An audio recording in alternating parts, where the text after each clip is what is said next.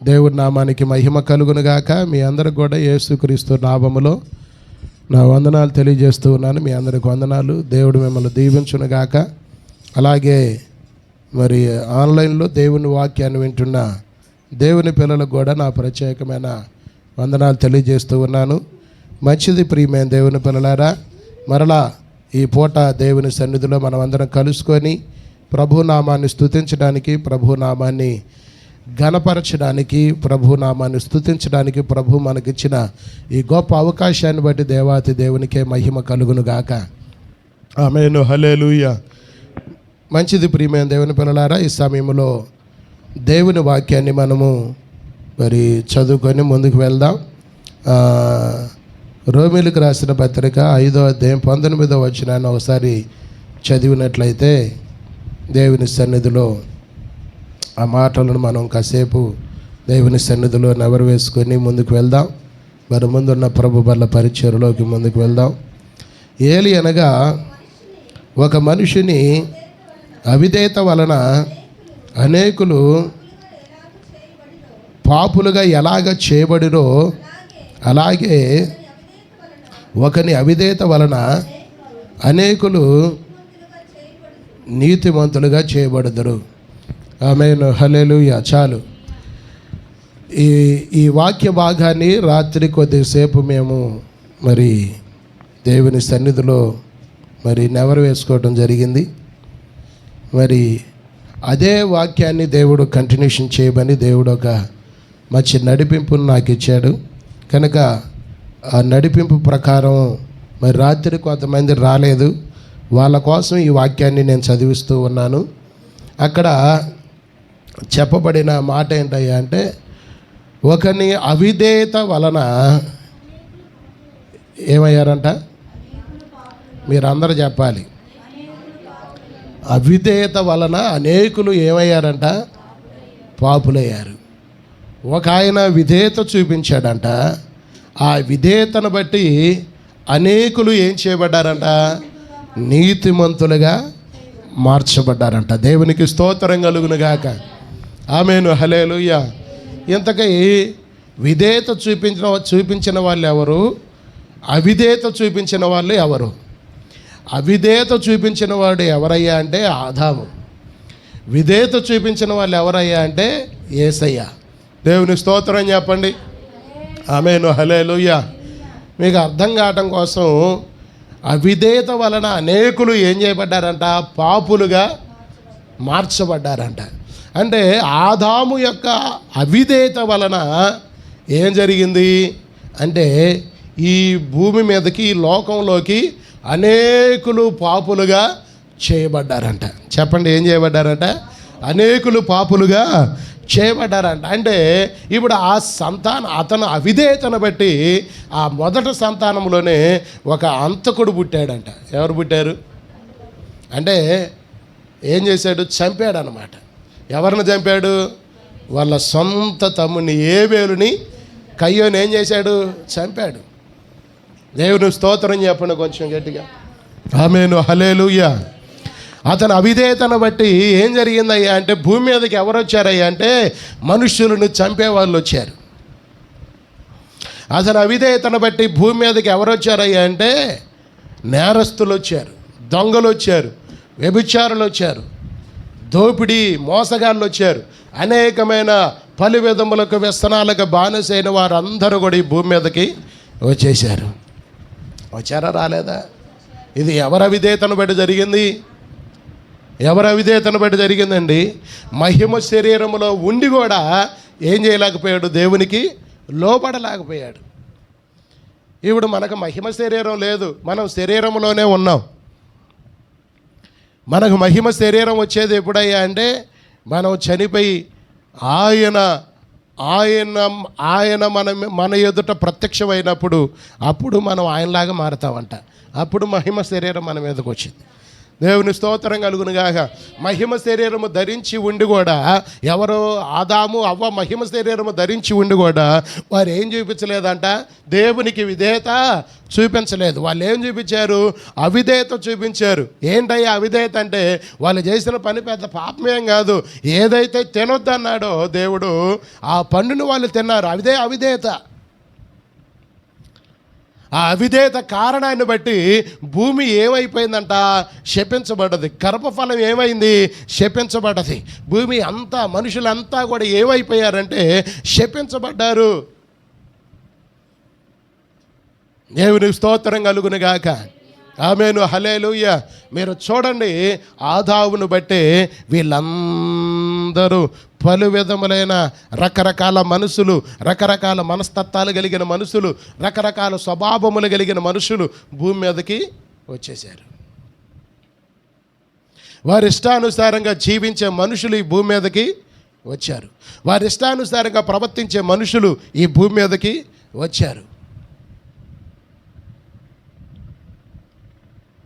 చూడండి ప్రియమైన దేవుని పిల్లలారా, అసలు భయంకరమైన పరిస్థితులు మనం బయట చూస్తూ ఉన్నాం. 6 సంవత్సరాలు పిల్లను కూడా పట్టుకొని పాడు చేసే దుర్మార్గులు ఈ భూమి మీద లేకపోలేదు. ఆమేను, హల్లెలూయా. గట్టిగా ప్రభువుకు స్తోత్రం చేయలేదామా? మీరు అసలు ఆ వార్తలు విన్నప్పుడు ఎందుకు అసలు ఇలాంటి ప్రజల మధ్య బ్రతుకుతున్నావా అనిపించిద్ది అన్నమాట. అయ్యో, ఇలాంటి ప్రజల మధ్య బ్రతకూడదు, త్వరగా చనిపోతే బాగుండు అనిపించిద్ది నీతిగా యథార్థంగా బ్రతికేవాడికి. ఇలాంటి వారి మధ్యలో బ్రతికే కాడికంటే, ఇలాంటి వారి మధ్యలో జీవించే వారికంటే దేవుని రాజ్యం చేరటమే మంచిది, చనిపోవటమే మంచిది, పరలోకం చేరటమే మంచిది, ఆ విశ్రాంతి స్థలంలోకి చేరటమే మంచిది అనిపించింది ఒక్కోసారి. దేవుని స్తోత్రం కలుగును గాక. ఆమేను, హల్లెలూయా. ఒకని అవిధేయతను బట్టి ఇలాంటి ప్రజలు భూమి మీదకి వచ్చారు. దేవునికి స్తోత్రం కలుగును గాక.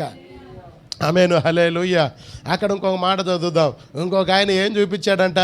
విధేయత చూపించాడంట. ఏం చూపించాడు? విధేయత చూపించాడంట. ఆయన ఎవరు? యేసయ్య. దేవునికి స్తోత్రం కలుగును గాక. ఎవరంట ఆయన? యేసయ్య. దేవునికి స్తోత్రం కలుగును గాక. మరి యేసయ్య భూమి మీదకి వచ్చిన కానీ ఏం జరుగుతుంది మీరు చెప్పండి. ఇప్పుడు మీకు అర్థమైందిగా, అసలు ఇంకెక్కువసేపు చెప్పాల్సినంత అవసరం లేదు. యేసయ్య భూమి మీదకి వచ్చిన కాడి నుంచి ఆయన విధేయత చూపించాడు దేవునికి. ఆయన విధేయత చూపించిన కాడి నుంచి భూమి మీదకి ఆయన వచ్చిన కాడి నుంచి ఆయన 33.5 సంవత్సరాలు బ్రతికాడు. ఆ తర్వాత చనిపోయాడు. ఆ తర్వాత పునరుత్థానుడిగా లెగిచాడు. 40 దినాలు ఉన్నాడు. తర్వాత పరలోకం ఆరోహణమై వెళ్ళిపోయాడు. అయితే ఆయన విధేయతను బట్టి అనేకులు ఏం చేయబడుతున్నారంట? నీతిమంతులుగా తీర్చబడుతున్నారంట. చప్పట్లు కొట్టి దేవుని నామాన్ని కనపరుద్దామా? దేవునికి స్తోత్రం కలుగును గాక. ఆయన విధేయతను బట్టి నేను మారలేదా? నేను తాగుబోతున్నా ఒకప్పుడు నేను తిరిగిపోతున్నా, ఒకప్పుడు నా ఇష్టానుసారంగా జీవించిన వాడిని. ఆయన బట్టే కదా నేను మారింది. ఆయన బట్టే కదా ఎక్కడ ఉన్న మాస్టర్ మారింది. ఆయన బట్టే కదా ఎక్కడ ఉన్న సురేష్ మారింది. ఆయన బట్టే కదా ప్రభు మారింది. దేవుని స్తోత్రం కలుగును గాక. ఆదామును బట్టి ఒకళ్ళన్నా మారారు అని ఉందా? ఆదామును బట్టి భూమి మీదకి ఏమొచ్చింది? శాపమే వచ్చింది. మనుషుల్లోకి అపవిత్రత వచ్చింది. ఆదామును బట్టి పలు విధములైన రకరకాల మనస్తత్వాలు కలిగిన వాళ్ళే, కఠినమైన హృదయం కలిగిన వారు ఈ భూమి మీదకి వచ్చారు. కానీ యేసయ్య వల్ల కఠినులు కూడా మారుతున్నారు.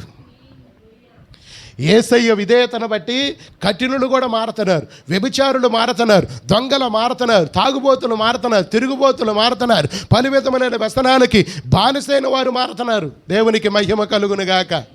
ఆమేను, హల్లెలూయా. అది ఆయన విధేయతలో ఉన్న శక్తి. అది అవిధేయతలో ఏమున్నాయి అంటే శాపం ఉంది. విధేయతలో ఏమున్నాయి అంటే దేవుని కార్యాలు ఉన్నాయి. దేవునికి మహిమ కలుగును గాక. ఆమేను, హల్లెలూయా. దేవునికి మహిమ కలుగును గాక. ఆ ఏదోను తోటలోకి వచ్చి ఆదామా ఆదామా ఆదామా నువ్వు ఎక్కడున్నావని పిలిచి, వాళ్ళని పిలిచి, ఆదాముని పిలిచి, అవ్వని పిలిచి, ఆ పాముని, ఆ సర్పాన్ని పిలిచి ఏం చేశాడయ్యా అంటే దేవుడు వాటిని శపించాడు. అదే యేసయ్య బాప్తీసం తీసుకునేటప్పుడు యేసయ్య స్వరం వినపడుతూ ఉంది అక్కడ. ఈయన నా ప్రియకుమారుడు, ఈయన యందు నేను ఆనందించుచూ ఉన్నాను. చప్పట్లు కొట్టి దేవుడి నామాన్ని గణపరచండి. మీరందరూ ఈయన వెంబడించండి, ఈయన మాట వినండి అని దేవుడు చెప్పాడు. దేవునికి మహిమ కలుగును గాక. ఆమేను, హల్లెలూయా. ఎంత తేడా ఉందో చూసారా మీరు? విధేయత కలిగిన వ్యక్తి దగ్గరికి దేవుడు వచ్చి ఏం మాట్లాడుతున్నాడు, అవిధేయత కలిగిన వ్యక్తి దగ్గరకు వచ్చి దేవుడు ఏం మాట్లాడుతున్నాడు? దేవునికి స్తోత్రం కలుగును గాక. ఆమేను, హల్లెలూయా. కనుక ప్రియమైన దేవుని పిల్లలారా, ఈరోజు మనం నేర్చుకోవలసింది ఏందయ్యా అంటే, విధేయత నేర్చుకుంటావా, అవిధేయత నేర్చుకుంటావా? చెప్పట్లా ఎవరు? ఇప్పుడు విధేయత వలన అవిధేయత వలన లోకం మీదకి, లోకంలోకి, కుటుంబాల్లోకి ఏమొచ్చిందో కూడా మనకు అర్థమైందిగా. ఈ వాక్యాన్ని బట్టి మనం అర్థం చేసుకోవచ్చు కదా. వాక్యం అంట అద్దం లాంటిదంట. మనకి ఇప్పుడు కనపడుతుందా? ఒక్కసారి నువ్వు చూడు కుటుంబాన్ని. ఇప్పుడు ఈ అద్దంలో నీ కుటుంబాన్ని చూసుకో. నేను అవిధేయత కలిగి ఉన్నానా, విధేయత కలిగి ఉన్నానా? నా విధేయతను బట్టి నా కుటుంబంలో ఏం జరుగుతుంది, నా విధేయతను బట్టి నా కుటుంబంలో నా పిల్లల మీద ఏమేలుబడి చేస్తుందని ఒక్కసారి మనం పరిశీలన చేసుకోగలిగితే అసలు మొత్తం కనపడిద్దిగా, సినిమా కనపడినట్టు. దేవుని స్తోత్రం చెప్పండి కొంచెం గట్టిగా. ఆమేను, హల్లెలూయా. లోకంలో ఒక సామెత ఉంది. ఏంటి ఆ సామెత అంటే ఏంటి? ఆవు చేలో మేస్తే దూడ ఎక్కడ మేసిద్దంట? గనాన్ని మేసిద్దా? కాదు, అది ఎక్కడుందో ఇది కూడా అక్కడే ఉంటుందన్నమాట. నువ్వు అవిధేయత కలిగి జీవించావనుకో, నీ పిల్లలు కూడా ఎలాగ మారుతారంట? అవిధేయత కలిగి జీవిస్తారు. ఇప్పుడు ఆదాము గర్భఫలం అదే కదా వచ్చింది. దేవుని స్తోత్రం చెప్పండి. ఆమేను, హల్లెలూయా. కనుక ప్రియమైన దేవుని బిడ్డలారా, మనం కొంచెం ఈ విషయాల్లో కొంచెం లోతుగా మనం ఆలోచించి లోతైన భక్తి జీవితాన్ని, లోతైన ప్రార్థనా జీవితాన్ని మనం ఏం చేయాలి? కట్టుకోవాలి. దేవుని స్తోత్రం కలుగును గాక. ఆమేను, హల్లెలూయా. ఈ మాటలను మనం తేలిగ్గా తీసేయకూడదు ప్రియమైన దేవుని పిల్లలారా. నా మాట అగ్ని వంటిది అని అన్నాడు దేవుడు. ఏమన్నాడు? అగ్ని వంటిది. ఆకాశం గతించిపోయిద్దేమో, భూమి గతించిపోయిద్దేమో, నా మాట ఏంటంట? చెప్పట్లా మీరు ఎవరో కూడా. ఆయన మాట ఏం కాదంట, గతించిపోదంట. అంటే ఆయన అన్నది అన్నట్లుగా జరిగిద్దంట. నువ్వు ఏ గుంపులో ఉన్నావో చూడాలి. అది విధేయత కలిగిన గుంపులో ఉన్నావా, అవిధేయత కలిగిన గుంపులో ఉన్నావా? దేవుని స్తోత్రం కలుగును గాక. ఆమేను, హల్లెలూయా. నేను చెప్తున్నాను, ఆయన విధేయుడు కదా, ఆయన విధేయత చూపించిన వాడు కదా యేసయ్య. ఆయన బట్టే కదా మనం అందరం రక్షించబడ్డది. ఇప్పుడు నువ్వు ఇక్కడికి వచ్చి ఏమి నేర్చుకోవాలి? విధేయత నేర్చుకోవాలి. పిలువబడుతున్న వాళ్ళు అనేకులంట. దేనికోసం పిలువబడుతున్నారంట? నీతిమంతులుగా చేయబడటానికి పిలువబడుతున్నారంట. ఆయనకి విధేయత చూపించడానికి పిలువబడుతున్నారంట. ఆమేను, హల్లెలూయా. పిలవంగలోనే రాంగలో పిలిచిన వెంటనే రాంగలోనే ఏమంటారు? ఎంత విధేయత అంటారు కదా. దేవుడు కూడా అలాగ అనేకులను ఏం చేస్తున్నాడంట? పిలుస్తున్నాడంట. దేవునికి స్తోత్రం కలుగును గాక. ఆమేను, హల్లెలూయా. మనందరిని పిలుస్తున్న ఆయనకు మరి విధేయత చూపుతున్నావా నువ్వు? మనందరిని పిలిచాడండి. ఏ స్థాయిలో మనం ఉన్నాం, ఏ పరిస్థితుల్లో ఉన్నాం, అసలు మన భక్తి జీవితం ఏ స్థాయిలో ఉంది, మన ప్రార్థనా జీవితం ఏ స్థాయిలో ఉంది, మరి విశ్వాస జీవితం ఏ స్థాయిలో ఉంది? దేవుడు ఆశించినట్లుగా, దేవుడు ఉద్దేశించినట్లుగా, దేవుని ప్రణాళికలో ఉన్నట్లుగా మనం ఉన్నామా లేవా అనేది ఇక పరిశీలన చేసుకోవాలి నువ్వు. దేవుని స్తోత్రం చెప్పండి. ఆమేను, హల్లెలూయా. ఇక ఎన్నాళ్ళున్నా ఇలాగేనా? ఎన్నాళ్ళున్నా అవిధేయత కలిగి జీవిస్తావా? ఎన్నాళ్ళున్న ప్రార్థనలు మానేయటం, ఎన్నాళ్ళున్న ప్రార్థనలకి రాకపోవటం, ప్రార్థన లేకపోవటం, ఉపవాస ప్రార్థన లేకపోవటం, ఇక ఇదే పరిస్థితే ఎన్నాళ్ళున్నా. ప్రియమైన దేవుని పిల్లలు, మనదాకా అమాసు మీద ఏం కలిగింది? యుద్ధం కలిగింది అమాసుకి, ఇశ్రాయేల్ ప్రజలకి. ఇప్పుడు మరలా ఇరాకు ఇశ్రాయేల్ దేశానికి మరలా యుద్ధం జరుగుతుంది. మొన్నటిదాకా మన దగ్గర ఇక్కడ యుద్ధం జరిగింది, పాకిస్తాన్కి భారతదేశానికి యుద్ధం జరిగింది. ఏం జరుగుతున్నాయి? దేవుడు రాకడకు సూచనలండి ఇవన్నీ కూడా. దేవుని మందిరం కట్టడానికి జరుగుతుంది అక్కడ యుద్ధం. దేవుని స్తోత్రం కలుగును గాక. ఒకేసారి వాళ్ళని ఎదురిస్తూ ఉండగానే ఏం చేశారు? ఇశ్రాయేలు ప్రజలు ఒకేసారి దాడి చేసేసారంట. త్వరగా ఆ కార్యక్రమం జరగాలని, త్వరగా మందిరం కట్టుకోవాలి, త్వరగా స్థలాన్ని ఆక్రమించాలి, త్వరగా ఆ మందిరాన్ని అక్కడ కట్టాలి. ఇదే గోల. జరుగుతుంది. దేవుని యొక్క రాకడికి గుర్తులన్నీ జరుగుతూ ఉన్నాయి. ప్రియమైన దేవుని పిల్లలారా, ఇంకా మనం దేవుడికి నమ్మకంగా బ్రతకకపోతే ఎట్లా? పిలిచిన పిలుపుకు తగినట్లుగా మనం బ్రతకపోతే ఎట్లా? విధేయత కలిగి జీవించకపోతే ఎట్లా? ప్రభు ఏ సమయంలో వస్తాడో మనకు తెలియదు. దేవుని స్తోత్రం కలుగునుగాక. ఆయన దొంగలాగా వస్తానన్నాడు. ఆయన ఏ సమయంలో వస్తాడో తెలీదు. రాత్రి వస్తాడో తెలీదు, 9 వస్తాడో తెలియదు, అర్ధరాత్రి అప్పుడు వస్తాడో తెలీదు. నువ్వు ఇంకా సరైన సిద్ధపాటు లేకపోతే అట్లా? ఇంకా ఎందుకు దేవుడు ఈరోజు ఈ వాక్యం ద్వారా మాట్లాడుతూ ఉన్నాడంటే, ఇంకా మనము సరైన విధేయత నేర్చుకోవాలి. దేవుని స్తోత్రం కలుగునుగాక. ఆమేన్, హల్లెలూయా. ఏమండి, ఒకని అవిధేయతను బట్టి ఇలాంటి గుంపు ఒకటి ఈ భూమి మీదకి వచ్చేసింది. ఒకని ఒకని అవిధేయతను బట్టి ఇలాంటి గుంపులు ఈ లోకంలోకి భూమి మీదకి వచ్చినాయి. ఒకని విధేయతను బట్టి ప్రపంచమే యేసుక్రీస్తును సొంత రక్షకుడిగా అంగీకరిస్తూ ఉంది. అంతే, అనేకులు ఏం చేయబడుతున్నారు? నీతిమంతులుగా చేయబడుతున్నారు. దేవుని స్తోత్రం చెప్పండి. ఆమేన్, హల్లెలూయా. మరి ఇప్పుడు మనం ఏం చేయాలండి? మనం అవిధేయత కలిగి జీవించాలా? ఒకని అవిధేయతను బట్టి ఏమొచ్చింది భూమి మీదకి? ఏమొచ్చింది చెప్పాలి మీరు అందరూ కూడా. కొంచెం 3 సార్లు చెప్పండి. శాపం వచ్చింది, శాపం వచ్చింది, శాపం వచ్చింది అని చెప్పండి. మరి ఇప్పుడు మనం ఏం చేయాలి? విధేయత కలిగి జీవించాలా? అవిధేయత కలిగి జీవించాలా? విధేయత కలిగి మనము జీవించాలి. దేవుని స్తోత్రం కలుగునుగాక. అవిధేయత కలిగి కొంతమంది బైబిల్లో జీవించారు. వాళ్ళు ఏమైపోయారంటే వాళ్ళు మరుగైపోయారు. అవిధేయత కలిగి చాలామంది బైబిల్లో జీవించారు. కోరాహు ఏం చేశాడు? అవిధేయత కలిగిన జీవితాన్ని జీవించాడు. తనతో పాటు ఒక 250 మందిని పోగు చేసుకోగలిగాడు. వాళ్ళు ఏమయ్యారు? వాళ్ళు ఉన్న స్థలంలోనే భూమి నెరవిడిచి మింగేసిందంట. చెప్పండి, ఏమేసింది? ఎవరికి వాళ్ళు అవిధేయత చూపించారు? దేవునికి, దేవుని సేవకుడికి మోషేకి. ఆమేన్, హల్లెలూయా. అలాగే మోషే అక్క కూడా ఏం చేసింది? విధేయత చూపించలేదు, అవిధేయత చూపించింది, తిరుగుబాటు చేసింది. ఏం చేసింది? ఏమైంది? తన మీదకి కుష్టి రోగం వచ్చింది. అలాగే నయమాను ఏం చేశాడు? గెహజీ ఏం చేశాడు? దేవుని సేవకుని మాటకి విధేయత చూపించక డబ్బు కోసం ఆశపడి ఏం చేశాడు? కుష్టి రోగాన్ని సంపాదించుకున్నాడు. నయమానుకు పోయింది. ఆ నయమానుకున్న కుష్టి రోగం ఎవరి మీదకి వచ్చింది? నేను అంటున్నాను, ఇప్పుడు అసలు మరి కుష్టి రోగాలు రావాల్సినంత అవసరం లేదు. మన బలహీనతే మన నాశనం చేసింది. మన అవిధేయత మన నాశనం చేసింది. మన తిరుగుబాటు స్వభావమే మనని ఏం చేసింది? నాశనం చేసింది. అప్పట్లో దేవుడు తెలుసుకోవడానికి కార్యాలన్నీ చేసేవాడు అనమాట. కానీ ఇప్పుడు ఏం చేశాడంటే దేవుడు మనకే వదిలేశాడు. ఆ బలహీనతలే, మనకున్న స్వభావమే, మనకున్న లక్షణాలే మన ఏం చేస్తాయి అంటే ఒక చెడ్డ మార్గాన్ని నడిపించి మన పాడు చేస్తాయి.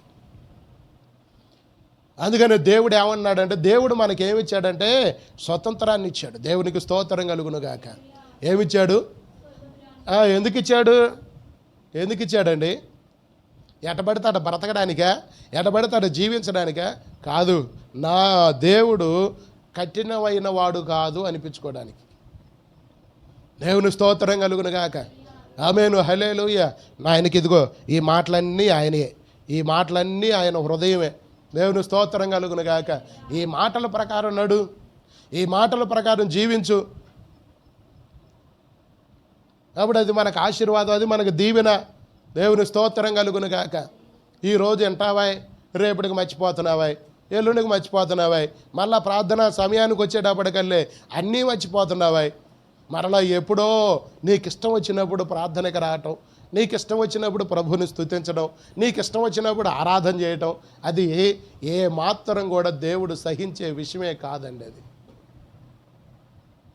ఆమేను హల్లెలూయా. నీ పిల్లలు కనపడకపోతే నువ్వు ఎంత తపతపలాడతావు. మొన్న మధ్యకాలంలో బెన్నీ కాలేజీకి వెళ్ళాడు. మొన్న కాలేజీకి వెళ్ళి 2ంటికి వస్తానన్నాడు. 2ంటికి వస్తానంటే 2ంటికి రాలా. 3 అవుతున్నా రాలా, 4 అవుతున్నా రాలా. అప్పుడు అమ్మగారు ఫోన్ చేసింది. ఎందుకు ఫోన్ చేసింది అంటే ఇంకా టయానికి రాలేదు అని. ఒక తల్లి ఒక తండ్రి అట్లాగా తపతపలాడితే నిన్ను సృష్టించిన సృష్టికర్త అయిన దేవుడు నువ్వు కనపడకపోతే ఆయనకి ఎంత బాధ. చెప్పట్లు మీకు అర్థం కావట్లేదా? దేవుని ప్రేమ నువ్వు కనపడకపోతే ఆయనకి ఎంత బాధ కలిగిద్ది. ఆయన బాధ నీకు తెలియదు, ఆయన వేదన నీకు తెలియదు, ఆయన చింత నీకు తెలియదు. ఆయన ఏం చేశాడంట, నోవా కాలంలో నేను ఎందుకు వీరిని చేశానని ఏడ్చాడంట. కారణం ఏంటి? కారణం ఏంటండి? ఎందుకు నేను వీరిని చేశానా అని ఏడ్చాడంట.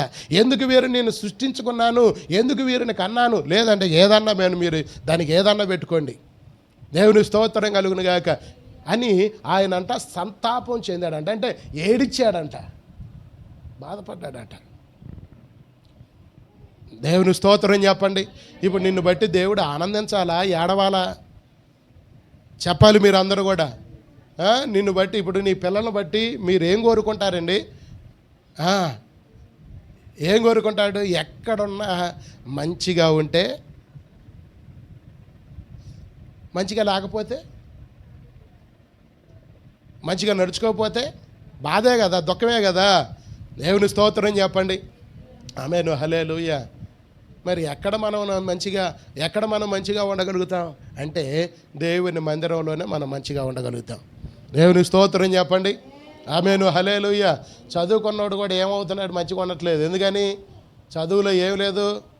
చదువులో జ్ఞానం ఉండొచ్చు, తెలివి ఉండొచ్చు, అది ఉండొచ్చులే, కానీ అక్కడ ఏం లేదు. క్రమశిక్షణ అనేది లేదు. క్రమశిక్షణ అనేది ఎక్కడుంది? ఎక్కడుంది చెప్పాలి మీరు అందరూ కూడా. దేవుని మందిరంలో ఉంది.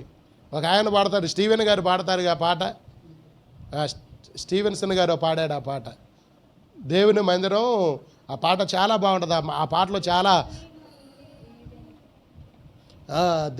అదొక పాట. దేవుని స్తోత్రం కలుగును గాక. మందిరంలోకి రారండి, వందనీయుడు యేసుని చేరండి. కలవరమైన కలతలు ఉన్నా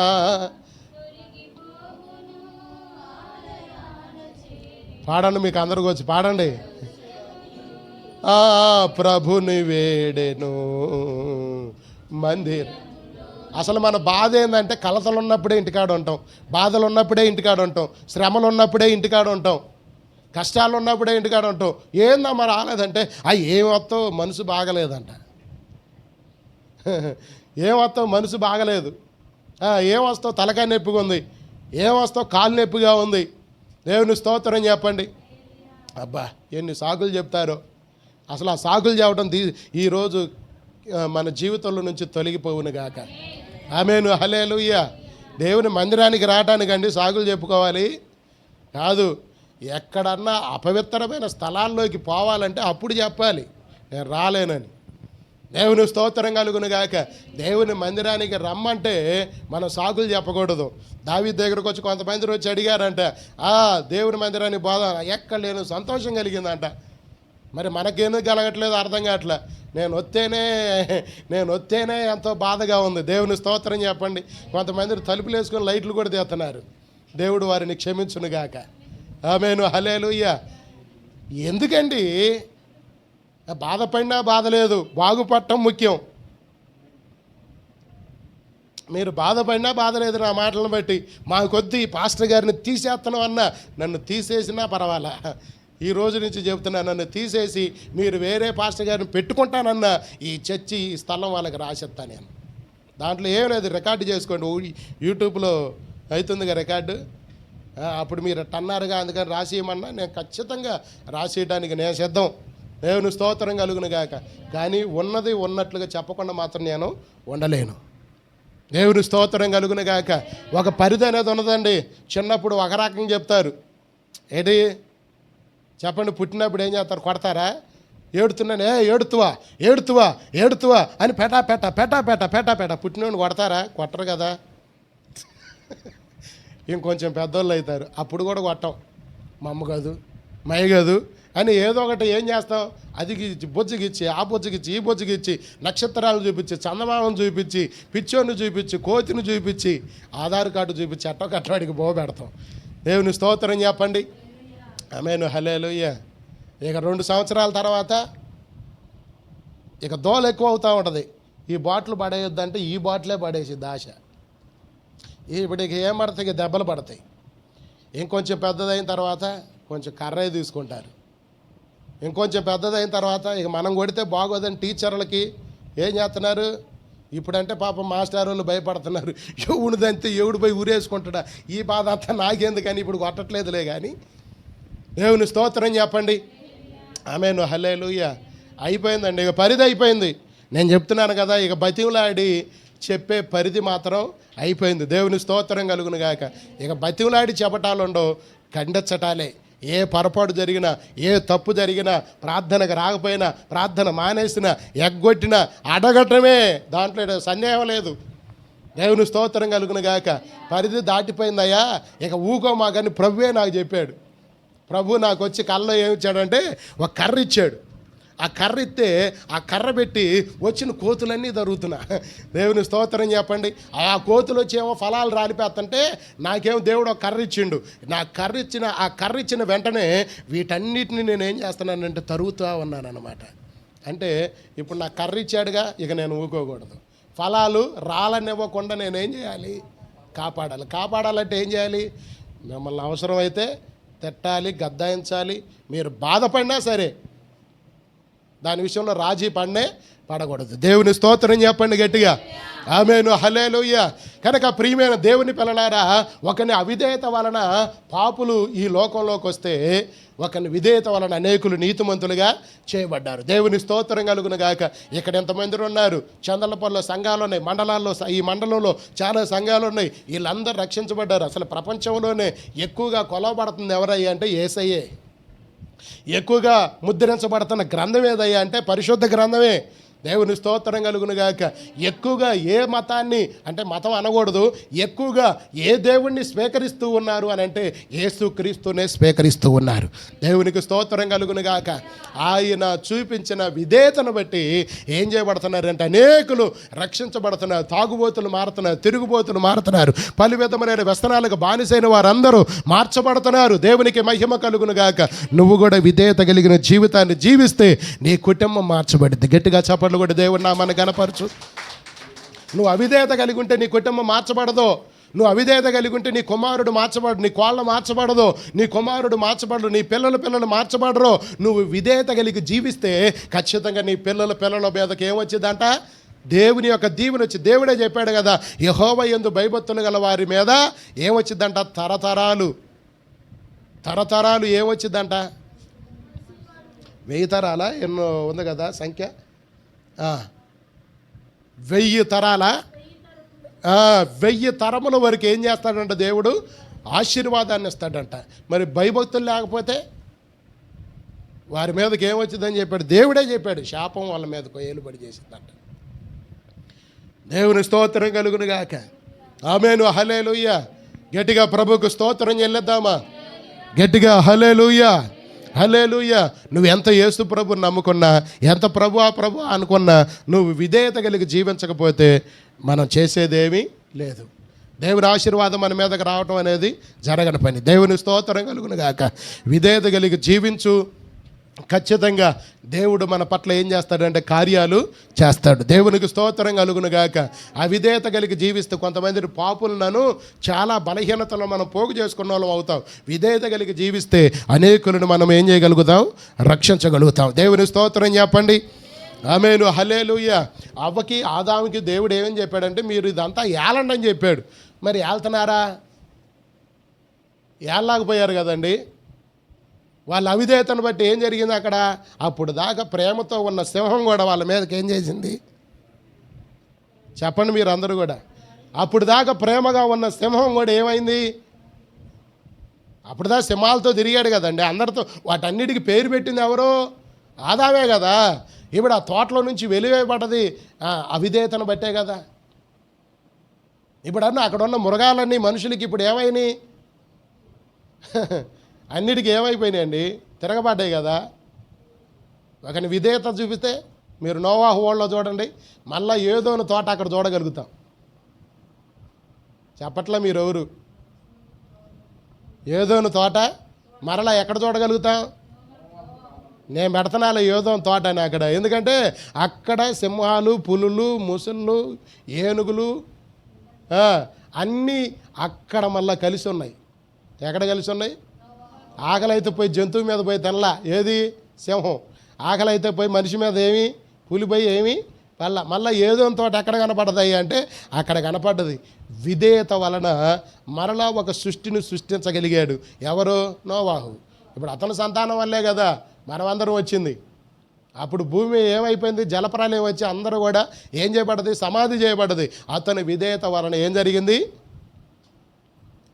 నీకు అర్థమవుతుందా వాక్య మరము? అతని విధేయత వలన ఏం జరిగింది? మరలా కొన్ని తెగలు భూమి మీదకి రాగలిగినాయి. దేవుని స్తోత్రం కలుగునుగాక. ఆమేను, హల్లెలూయా. మరలా సృష్టి అంతా కూడా అంతము చేయకుండా దేవుడు తన విధేయతను బట్టి, తన కుటుంబ విధేయతను బట్టి ఏం చేశాడంటే మరలా బ్రతికింప చేశాడు. గట్టిగా చప్పట్లు కొట్టవచ్చు కదా. ఆమేను, హల్లెలూయా, హల్లెలూయా. గట్టిగా ప్రభువుకు స్తోత్రం చెల్లిద్దాం. మరలా అదే యేసయ్య విధేయత చూపించాడు. ఏం పడ్డాయి? ఏం లోబడ్డాయి? యేసయ్యకి భూమి లోబడదా? చెప్పట్లే మీరు. సముద్రంలో ప్రయాణం చేస్తూ ఉన్నారు, అలలు ఏమైపోయినాయి? యేసయ్యకి లోబడ్డాయా? లోబడలేదా? మరి ఏళ్తున్నాడా? ఏలట్లేదా? యేసయ్య భూమి మీదకి వచ్చి ఏళ్తున్నాడా? ఏలట్లేదా? దేవుని స్తోత్రం కలుగునుగాక. అలలు అలాగ లెగుస్తూ ఉన్నాయి. యేసుప్రభు ఎమ్మటే వాటిని ఏం చేశాడు? అణిచివేశాడు. గాలి వచ్చింది, ఏం చేశాడు? అణిచివేశాడు. వర్షం పడుతుంది, ఏం చేశాడు? అణిచివేశాడు. దేవుని స్తోత్రం కలుగునుగాక. ఆమేను, హల్లెలూయా. విధేయత కలిగి జీవిస్తే ఏటినైనా మనం శాసించగలుగుతాం. యేసయ్య దగ్గర ఒక చనిపోయిన యాయూరు కుమార్తెను తీసుకొని వచ్చారు. చనిపోయిన కుమార్తె నిద్రపోతుంది, ఆమె బ్రతికే ఉంది. లేకుండా మీరందరూ బయటికి వెళ్ళండి అని ఏం చేశాడు? దేవుడు లేపాడు. మరణాన్ని ఏం చేశాడు? ఏలాడు. అసలు చప్పట్లు కొట్టట్లా. మరణాన్ని ఏలాడు ఆయన. మరణపు ముళ్ళును ఆయన ఏం చేశాడు? విరిచాడు అన్న గట్టిగా. అసలు అనట్లా మీరు గట్టిగా. విరిచాడు. మరణపు ముళ్ళును ఏం చేశాడు? ఆయన విరిచాడు. విధేయత వలన ఈ కార్యాలన్నీ ఆయన చేయగలిగాడు. దేవుని స్తోత్రం కలుగును గాక. మరణాన్ని జయించి ఆయన ఏం చేశాడు? బయటకు వచ్చాడు. చనిపోయిన వారిని ఏం చేశాడు? ఆయన బ్రతికించాడు. పుటకతో గుడ్డి వారికి ఏమిచ్చాడు? ఆయన చూపునిచ్చాడు. పుటకతో మోగవారికి ఏమిచ్చాడు? ఆయన మాటనిచ్చాడు. పుటకతో కుంటి వారిని ఏం చేశాడు? ఆయన నడిపించాడు. గట్టిగా చప్పట్లు కొట్టి ప్రభువుని గణపరచు. దేవుని స్తోత్రం కలుగును గాక. ఇది నేను ఒక యేసయ్య గురించి చెప్పట్లా, ఇంకా భక్తులు చాలామంది ఉన్నారు. దానియేలు ఏం చేశాడు? దేవునికి విధేయత కలిగి జీవించాడు. సింహాలు ఏమయ్యాయి? హెప్సిబా చెప్పింది. దేవుని స్తోత్రం కలుగును గాక. హెప్సిబా చెప్పింది. ఏం కలిగినాయి? సింహాలు ఏం చేసినాయి? దానియేలుకి ఏం చేసినాయి? దిండుగా చెప్పాలి మీరు అందరూ కూడా. మారినయా? మారలేదా? విధేయత కలిగి జీవించటం వలన మనం ఏలుబడి చేస్తాం. ఏం చేస్తాం? ఏలుబడి చేస్తాం. మంచి నాయకులం అవుతాం. దేవునికి స్తోత్రం కలుగును గాక. విధేయత అనేది చాలా అవసరం. అవిధేయత వలన శాపమే వచ్చింది. విధేయత వలన ఏమొచ్చింది? ఏలుబడి చేస్తాం. ఆశీర్వాదాలు సంపాదించుకుంటాం, దీవెనను సంపాదించుకుంటాం. దేవునికి మహిమ కలుగును గాక. ఆయన చూపించిన విధేయతను బట్టి ఆయనకి ప్రపంచం మీదే దేవుడు ఏమిచ్చాడు? యేసయ్యకి ఏమిచ్చాడు? అధికారాన్ని ఇచ్చాడు. ఇప్పుడు తర్వాత 1000 ఏళ్ల పరిపాలన ఆయన చేయబోతూ ఉన్నాడంట. గట్టిగా చప్పట్లు కొట్టి దేవుని నామాన్ని గణపరుద్దామా. ఆమేను, హల్లెలూయా. అప్పుడు విధేయుడే, ఇప్పుడు వస్తున్నాడు ఆయన. కొత్త బస్తిమోహంగా వస్తున్నాడంట. ఆమేను, హల్లెలూయా.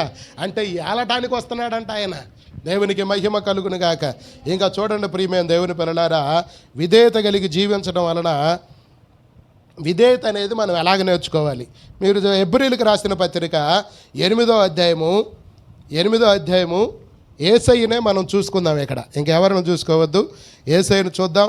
హెబ్రీయులకు రాసిన పత్రిక 5వ అధ్యాయం 8వ వచనం చూడండి.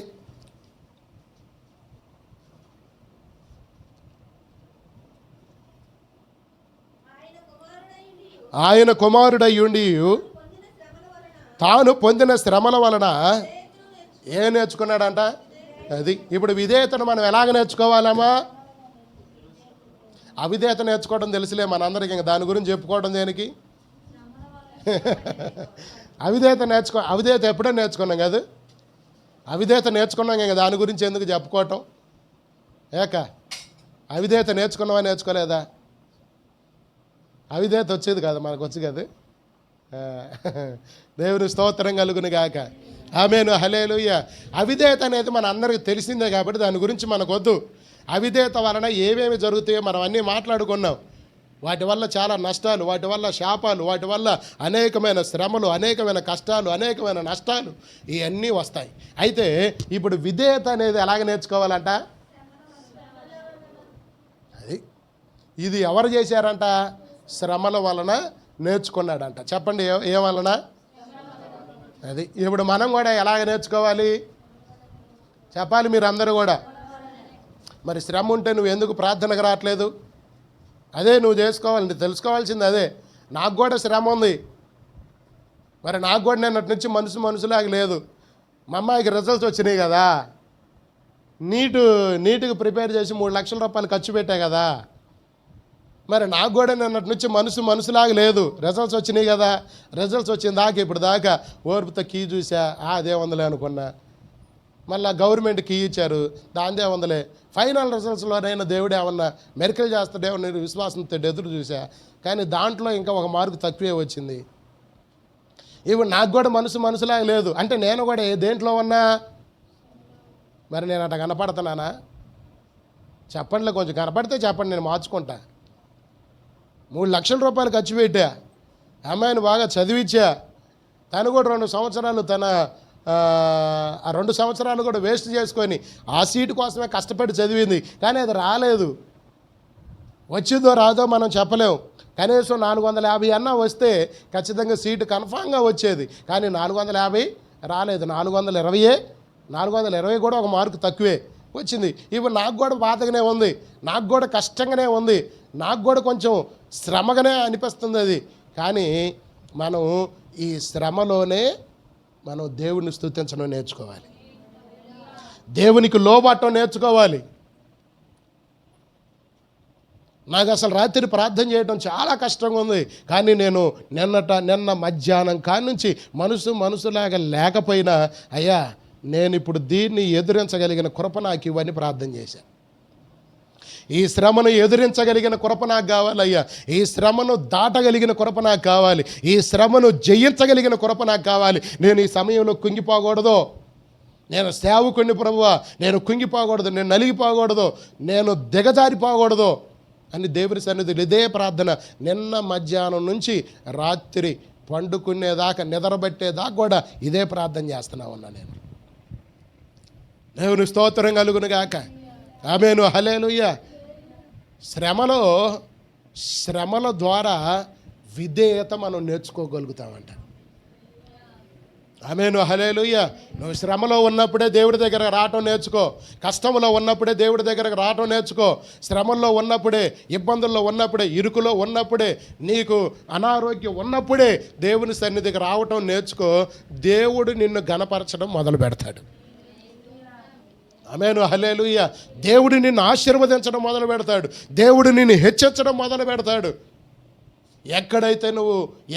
ఎక్కడైతే ఏ శ్రమల వల్ల అయితే నువ్వు కుంగిపోతున్నావు, ఏ ఇబ్బందుల వల్ల అయితే కుంగిపోతావు, ఏ ఇరుకుల వల్ల, ఇబ్బందుల వల్ల, పోరాటాల వల్ల నువ్వు నలిగిపోతున్నావో ఆ ప్రాంతంలోనే దేవుడు ఏం చేస్తాడు? నిన్ను హెచ్చించడం మొదలు పెడతాడు.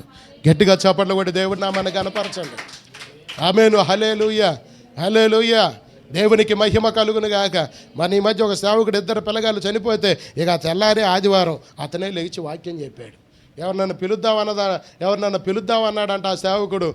ఏది అమ్మగారితోటి? కాదయ్యా, నువ్వే నిలబడి వాక్యం చెప్పాలి. 2 పిల్లగాళ్ళను కోల్పోయి తెల్లారి వాక్యం చెప్పాలంటే ఒకే రోజు వయసుకు వచ్చిన పిల్లగాళ్ళు చచ్చిపోయారండి, ముసలోళ్ళవి కాదు. వాక్యం చెప్పాడు. దేవునికి మహిమ కలుగును గాక. నా పిల్లలు పోతే ఏమైంది, మీరందరూ నా పిల్లలేనని వాక్యం చెప్పాడు ఆయన. దేవుని స్తోత్రం కలుగును గాక. శ్రమలో దేవుణ్ణి స్తుతించడం నేర్చుకోవాలి, శ్రమలో ప్రభువుని ఆరాధించడం నేర్చుకోవాలి, శ్రమలో ప్రభువుని గణపరచడం నేర్చుకోవాలి, శ్రమలో దేవుని మందిరానికి రావడం నేర్చుకోవాలి, కష్టంలో దేవుని మందిరానికి రావటం నేర్చుకోవాలి. దేవుని స్తోత్రం కలుగును గాక. అలాగ నువ్వు వస్తేనే అవన్నీ మన నుంచి ఏమవుతాయి అంట? తొలగిపోతాయి అంట. దేవునికి మహిమ కలుగును గాక. నిన్న బాధపడ్డాలి, కానీ ఈరోజు నాకు అసలు ఆ బాధ, వేదన, ఆ చింతే నాకు లేకుండా పోయింది. దేవునికి మహిమ కలుగును గాక. కారణం ఏంటి? దేవుని మందిరానికి నేను వచ్చా. దేవుడు ఆ పరిస్థితులన్నిటి నుంచి దేవుడు నన్ను విడిపించాడు. నన్ను ఇప్పుడు ఫ్రీ అయిపోయా. దేవునికి మహిమ కలుగును గాక. ఇప్పుడు ఒక నిరీక్షణ వచ్చింది, అవతల యుద్ధం జరుగుతుంది, ప్రభు అయితే ఇప్పుడే పోవాలి, ఇక దాని గురించి మనం బాధపడేది ఏందని మనసు దేవుడు నాకు ఇచ్చాడు. దేవునికి మహిమ కలుగును గాక. ఆమేను, హల్లెలూయా. మనము ఆయన కుమారుడయ్యుండి, ఎవరి కుమారుడయ్యుండి? మీరందరూ చెప్పాలి, ఎవరి కుమారుడయ్యుండి? దేవుని కుమారుడయ్యుండి ఆయన శ్రమల పడుతూ విధేయతను నేర్చుకున్నాడంట. దేవుని స్తోత్రం కలుగును గాక. ఆమేను, హల్లెలూయా. కనుక ప్రియమైన దేవుని పిల్లలారా, శ్రమ వచ్చినప్పుడు ఇబ్బంది పెట్టుకోకూడదు. శ్రమ వచ్చినప్పుడు ఈ శ్రమను బట్టి దేవునికి స్తోత్రం అని చెప్పు, ఈ కష్టాన్ని బట్టి దేవునికి స్తోత్రం అని చెప్పు, ఈ ఇరుకును బట్టి, ఇబ్బందిని బట్టి, పోరాటాలను బట్టి దేవానికి స్తోత్రాలయ్యా. అయితే నువ్వు చేయాల్సింది ఏందో చెప్పనా? వీటిని దాటగలిగిన కృప నాకు ఇవ్వు నాయనా అని ప్రార్థన చేయాలి. దేవునికి మహిమ కలుగును గాక. అప్పుడు మనము విధేయత నేర్చుకోగలుగుతాం. దేవునికి మహిమ కలుగును గాక. ఇంకొక మాట ఉంది, ఆ మాటను జ్ఞాపకం చేసుకొని మనం ముగించుకుందాం దేవుని సన్నిధిలో. హల్లెలూయా, హల్లెలూయా.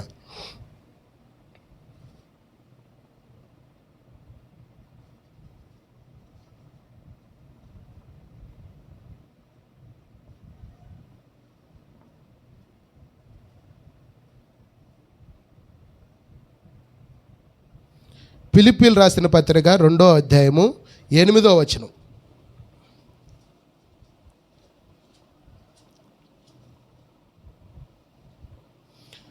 ఫిలిప్పీయులకు రాసిన పత్రిక 2వ అధ్యాయం 8వ వచనం. మరియు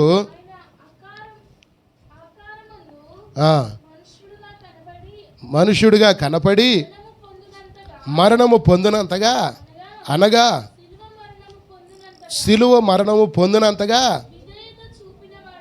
విధేయత చూపిన వాడై తనను తాను ఏం చేశాడంట? తగ్గించుకున్నాడట. దేవునికి స్తోత్రం కలుగును గాక. అంటే శ్రమలకు, సిలువకు తనను తానే ఏం చేసుకున్నాడంట?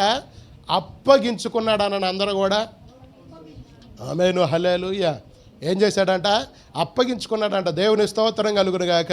మరి పాస్టర్గా నేను ఏమన్నా అన్నాను అనుకో, మీరు ఆ మాట భరాస్తారా? చెప్పాలి మీరు అందరూ కూడా. గద్దాయించాను అనుకో, నా దైవజనుడే అన్నదని ఓర్చుకోగలుగుతారా? ఉందా అసలు ఆ ఓర్పు? ఉందా ఆ సహనం? ఎఫ్సీబా ఉందా? నేను అరిశాను అనుకో, ఉందా? ఈ 2 నెలలే మా తర్వాత నువ్వు ఇక తర్వాత ఇక అవకాశం కూడా ఉండదు నిన్ను తిట్టడానికి. దేవుని స్తోత్రం కలుగును గాక. ఆమేను, హల్లెలూయా. అందుకని ఈ 2 నెలలు మాత్రం వదిలిపెట్టను. ఇంటికి వచ్చే అవసరం అయితే ఏం చేస్తా? నా సంగతి తెలుసుగా. దేవుని స్తోత్రం కలుగును గాక. పొద్దున్నే పోయి లేపా నేనే. దేవునికి మహిమ కలుగును గాక. కనుక ప్రియమైన దేవుని పిల్లలారా, మనం ఒక మాట అన్న అప్పగించుకోవాలి. నా దైవజనుడే కానది అని మనం ఏం చేయాలి? లోపడాలండి. నేను ఇప్పుడు కూడా నా దైవజనుడు తిరిగితే ఎప్పుడు కూడా పేటరయ్య గారు ఎన్నోసార్లు నన్ను గద్దాయిస్తాడు, జానయ్య గారికి గద్దాయిస్తాడు. నేను అసలు ఎప్పుడు అసలు అవన్నీ మనసులో బాధ పెట్టుకోను. ముందుకు సాగిపోవటమే. దేవుని స్తోత్రం కలుగును గాక. ముందుకు అడుగులేయటమే. ఎంతోమంది దైవజనులు నేను చూసా. బైబిల్లో ఒక మాట ఉందిగా, దేవా నీ గద్దింపు నాకు తగిలాభిషేకం అన్నాడు. ఎవరు? దావీదు. దేవుని స్తోత్రం కలుగును గాక. సేవకులు మనని గద్దాయించడం, సేవకులు మన తిట్టడం, సేవకులు మనని సరిచేయటం, అది మనకెంతో ఆశీర్వాదం. మరి నేను ఈ రోజు కూడా సరి చేయబడుతున్నాను కదా, ఈ రోజు కూడా పేడ్రయ్య గారు అరుస్తాడు కదా. దేవుని స్తోత్రం కలుగును గాక. మరి నేను విజయవాడలో చదివిద్దాం అనుకున్న పిల్లోని అయ్యగారు అరిశాడు. ఏమని అరిశాడు? అసలు నీ దగ్గర డబ్బులు ఏడున్నాయి? ఇప్పటికే పిల్లకు 3 లక్షలు దా పెట్టావు. మరలా ఆ పిల్ల పెళ్ళిడికి వస్తూ ఉంది. రేపు ఆ పిల్ల చదువుకు పెట్టాలి, ఇప్పుడు వాడు చదువుకు పెట్టాలి. ఎక్కడి నుంచి వస్తాయి? మామూలుగా నార్మల్ కాలేజీలో చదివిచ్చేసాయి అని చెప్పేసి ఏం చేశాడంటే చెప్పాడు. ఎమ్మట ఆ మాటకు లోపడ్డాం. నా ఆశలేంది ఆయన అక్కడ చదివించాలని. మరి తండ్రి కోరికలు ఎప్పుడు కూడా ఉన్నతంగానే ఉంటాయిగా. కానీ దైవజనుడు నా మేలు కోరి, దేవుడు నా క్షేమాన్ని కోరి, నా కుటుంబ, నా అవసరాలు, నా స్థితిగతులన్నీ ఆయనకు తెలుసు కాబట్టి ఆయన గద్దాయించాడు. ఆ పిలుపుకి, ఆ మాటకి నేను లోపడ్డా. మాస్టర్, ఇక్కడ మాస్టర్ ఉన్నారు, అడగండి. నేను విజయవాడ పోయి కూడా మాట్లాడా. విజయవాడలోనే జార్చమని మాస్టర్ కూడా చెప్పారు. చెప్పలేదా మాస్టారు? అక్కడైతే చదువు బాగుండదు, అక్కడే జార్చండి అని మాస్టర్ చెప్పాడు. కానీ ఈరోజు మరలా తిరిగి ఇక్కడే ఎందుకు జాయిన్ చేస్తున్నానంటే కేవలం దైవజనుడు చెప్పిన మాటకి లోబట్టం అంతే. దేవుని స్తోత్రం కలుగునుగాక. ఆమేను, హల్లెలూయా. ఎవరికి ఇచ్చావాడిని? సేవకి ఇచ్చావు కదా, 2 సంవత్సరాలు చదివించి తర్వాత బైబిల్ ట్రైనింగ్ పంపిద్దామని అన్నాడు. నేను కూడా ఆ మాటకు లోబడ్డా. దేవుని స్తోత్రం కలుగునుగాక. కనుక ప్రియమైన దేవుని పిల్లలారా, మనము దైవజనుడు తిట్టాడని, దైవజనుడు అరిశాడని అసలు బాధ పెట్టుకోకూడదు.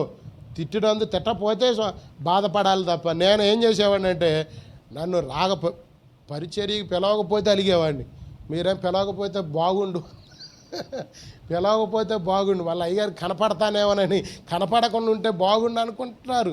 కానీ నేను సేవ అంటే మందిరం లేదన్న పరిచర్య జరిగితే పిలవకపోతే బాధపడేవాడిని. నన్ను పిలిచిండా పాస్టర్ గారు అని ఎట్లా అలిగేవాడిని అన్నమాట. మళ్ళీ ఆయన ఏలియా ఎక్కడున్నావు, రా అంటే ఎక్కలేని గంతులు వేసుకుంటూ వెళ్ళిపోయేవాడిని అనమాట. ఎందుకు రావట్లా అసలు ఆ ఫీలింగ్? ఎందుకు రావట్లా మీలో? తెచ్చుకోవాలండి. ఆ భారం అనేది రావాలి, ఆ ప్రేమ అనేది రావాలి. దేవుని స్తోత్రం కలుగునుగాక. నేను ఎందుకు చేయకూడదు దేవుని పరిచర్య? నేను ఎందుకు చేయకూడదు దేవుని పని? కలిపి వర్షాన్ని పెరిగిందే ఎందుకు మందిరం శుభ్రం చేసుకునే బాధ్యత ఇది మన మీద కాదా? మరి బాధ్యత కాదా? ఎవరి కాళ్ళు ఇళ్లలో ఉంటే అడుగుదిరుద్దండి, నా మందిరాన్ని నేను శుభ్రం చేసుకోవాలని ఉండొద్దా? దేవునికి మహిమ కలుగునుగాక. కనుక ప్రియమైన దేవుని పిల్లలారా, సిలువకి ఆయన ఏం చేశాడంటే అప్పగించుకున్నాడు. అంటే శ్రమలకు అప్పగించుకున్నాడు.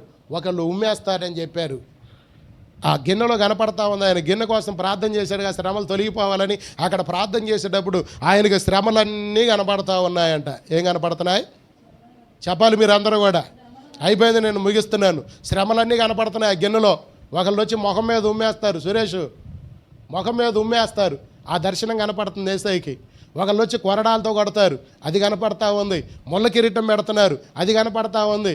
పిడిగుద్దులు గుద్దుతున్నారు, అది కనపడతా ఉంది.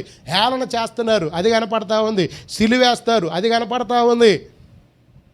దాహం వేస్తుంది, అది కనపడతా ఉంది. శరీరం అంతా నాగలసాలు దున్నబడినట్లుగా ఆయన శరీరం దున్నబడుతుంది, ఆ దర్శనం కనపడుతుంది. అయినా సరే దేవుని మాటకు లోబడి విధేయత చూపించి తాను తగ్గించుకొని ఏం చేశాడంట? సిలువ మరణానికి తాను అప్పగించుకున్నాడట. దేవునికి స్తోత్రం కలుగునుగాక. ఆమేను, హల్లెలూయా. నేను సేవకు వచ్చేటప్పుడు కొంతమంది సేవకులు ఏమన్నారంటే, సేవకు వస్తున్నావా? వస్తే రా, అయితే చావటానికే రా, బ్రతకడానికి వద్దన్నారు. ఏమన్నారు? సేవ అంటే సావే. దేవుని స్తోత్రం చెప్పండి. సేవ అనేది చాలా సావుతో కూడినది ఇది. అందుకని పౌలయ్య గారు ఏమన్నా, నాలో మరణం మీలో జీవం. అంటే సేవకుడు దినదినం చనిపోతూ ఉంటే సంఘం దినదినం ఏం కావాలంట? నూతన జీవంలోకి రావాలంట. దేవునికి మహిమ కలుగునుగాక. మాటలు ఇవన్నీ ₹1,00,00,000 మాటలండి. ఇవన్నీ నువ్వు పట్టించుకుంటే, వీటిని విలువగా నీ హృదయంలో తీసుకోగలిగితే, అసలు నువ్వు ఏడవకుండా, ప్రార్థన చేయకుండా, ఆరాధించకుండా, ఉపవాసాలు ఉండకుండా, దేవుని మందిరానికి రాకుండా నువ్వు అసలు ఉండలేవు. దేవునికి మహిమ కలుగునుగాక. కనుక ప్రియమైన దేవుని పిల్లలారా, యేసయ్యకి సిలువలో ఇవన్నీ కనపడుతున్నాయి. ఒకవేళ నీకు ఒక దర్శనం కనపడదనుకో, నీకు పలానా శ్రమ రాకపోతుందని, నువ్వు దేవుడి కొరకు నిన్ను నువ్వు తగ్గించుకొని ఆ శ్రమకు అప్పగించుకోగలుగుతావా? అప్పగించుకోగలిగితే ఖచ్చితంగా దేవుడు ఏం చేస్తాడు? నీకు చూపిస్తాడు. బైబిల్లో ఉన్నాయి చాలామంది చూపించి, నీ పలానా శ్రమ రాబోతుంది, ఈ దేశానికి పలానా శ్రమ రాబోతుంది, కరువు రాబోతుంది, అన్నీ చూపించాడు. ఆ టైంలో భక్తులు ప్రార్థనలు చేశారు, ఆ ప్రార్థనలకు జవాబును కూడా దేవుడు ఇచ్చాడు. దేవుని స్తోత్రం కలుగునుగాక. నీకు కూడా ఒక శ్రమ చూపించాడు నీకు దేవుడు, దానికి అప్పగించుకుందాం. మనం అప్పగించుకోగలుగుతావా? ఆమేను, హల్లెలూయా. అప్పగించుకోవాలండి. అలా అప్పగించుకునే మనసు కనుక నీకుంటే సంతోషంగా, అయ్యా నువ్వు ఇచ్చినా ఒకటే, ఇవ్వపోయినా ఒకటే, ఈ శ్రమలో నేనున్నా స్తోత్రం, లేకపోయినా స్తోత్రం, ఈ శ్రమలో నన్ను నడిపించిన స్తోత్రం, నడిపించకపోయినా స్తోత్రం అని ఆ స్థాయికి ఎదగాలి మన భక్తి జీవితం, ప్రార్థన జీవితం. అలా ఎదిగినప్పుడు ఖచ్చితంగా దేవుడు మనతో ఉంటాడు. యేసయ్యతో ఉన్నాడుగా దేవుడు, మనతో కూడా ఉంటాడు. ఆమేను, హల్లెలూయా. విధేయత కలిగిన వారందరితోటి దేవుడు ఉన్నాడు. అవిధేయత కలిగిన వారితో ఎవరితో కూడా దేవుడు ఉండలేదు. అపొస్తలులు విధేయత కలిగి జీవించారు, వాళ్ళతో దేవుడు ఉన్నాడు. ఏలియా విధేయత కలిగి ఉన్నాడు, దేవుడు ఉన్నాడు తనతోటి. ఎలీషా విధేయత కలిగి ఉన్నాడు, దేవుడు ఉన్నాడు తనతోటి. గెహజీ అవిధేయత కలిగి ఉన్నాడు, దేవుడు తనతోటి లేడు. కోరాహు అవిధేయత కలిగి ఉన్నాడు, దేవుడు తనతోటి లేడు. వీళ్ళందరూ దేవుడు నమ్ముకున్న వాళ్ళే. యోధా అవిధేయత కలిగి జీవించాడు, దేవుడు తనతోటి లేడు. విధేయత కలిగిన వాళ్ళందరితోటి దేవుడు ఉంటాడు. దేవుని స్తోత్రం కలుగును గాక. చెప్పండి, అవిధేయత కలిగిన గుంపులో ఆ గుంపులో ఉన్నావా? విధేయత కలిగిన ఆ గుంపులో ఉన్నావా? అసలు ఆ గుంపులో ఉండటానికే పిలిచాడు. యేసయ్య గుంపులోనేగా మనం ఉంది. యేసయ్య పిల్లలేనా మీరు? చెప్పండి. నేను యేసయ్య పిల్లనే అన్నోళ్ళు దేవుని స్తోత్రం చెప్పండి. మరి యేసయ్య పిల్లవైతే నువ్వు విధేయత కలిగి ఏం కావాలి? జీవించాలి. ఆయనలాగా జీవించు. పౌలయ్య గారు అన్నాడుగా, నేను క్రీస్తుని పోలి నడుచుకున్నాను, మీరు నన్ను పోలి నడుచుకోండి. ఇక నాలో జీవించేవాడు ఎవరు? చెప్పండి, ఎవరు? నాలో నేను జీవించట్లేదు. ఎవరు జీవిస్తున్నారంట? యేసయ్య జీవిస్తున్నాడంట. ఇప్పుడు మన అందరిలో ఎవరు జీవించాలి? యేసయ్య జీవించాలి. యేసయ్య జీవిస్తే శ్రమలకు ఆటోమేటిక్గా ఆయన అప్పగించుకున్నట్లుగానే మనం కూడా అప్పగించుకోగలుగుతాం. విధేయతను మనం నేర్చుకోగలుగుతాం. విధేయత అనేది కొట్టల్లో దొరికేది కాదు, కాలేజీలో దొరికేది కాదు. శ్రమల వలన మనం విధేయత నేర్చుకోగలుగుతామంట. దేవుని స్తోత్రం కలుగును గాక. అందుకని అమ్మా, నీ కడుపులో నొప్పి వచ్చినా బాధపడ మాకు. ఇది నాకు ఏదో దేవుడు నేర్పుతున్నాడు. అమ్మగారు కొంచెం అనారోగ్యాలు ఏలుబడి చేస్తూ ఉంటాయి, ఏం పర్వాలేదు. విధేయత నేర్చుకోవటం కోసం దేవుడు దానికి పర్మిషన్ ఇచ్చింది అనుకుందాం. దేవుని స్తోత్రం కలుగును గాక. గ్రేసీ ఇప్పుడు రాకపోయినా పర్వాలేదు, ఈ శ్రమ విధేయత నేర్పుతుంది అనుకోవటమే. దేవుని స్తోత్రం కలుగును గాక. ఇప్పుడు మాస్టర్ కూడా ఒక ఎగ్జామ్ రాస్తున్నాడు. ఒకవేళ వస్తే దేవుని స్తోత్రం, రాకపోయినా పర్వాలేదు, దేవుడు నాకు ఈ శ్రమను ఆయనే ఇచ్చాడని దేవునికి స్తోత్రం చెబుతూ అలాగే ముందు కొనసాగుదాం. దేవునికి మహిమ కలుగును గాక. ఇప్పుడు రాణి కూడా ఏం చెప్పాలి? ఏ శ్రమ వచ్చినా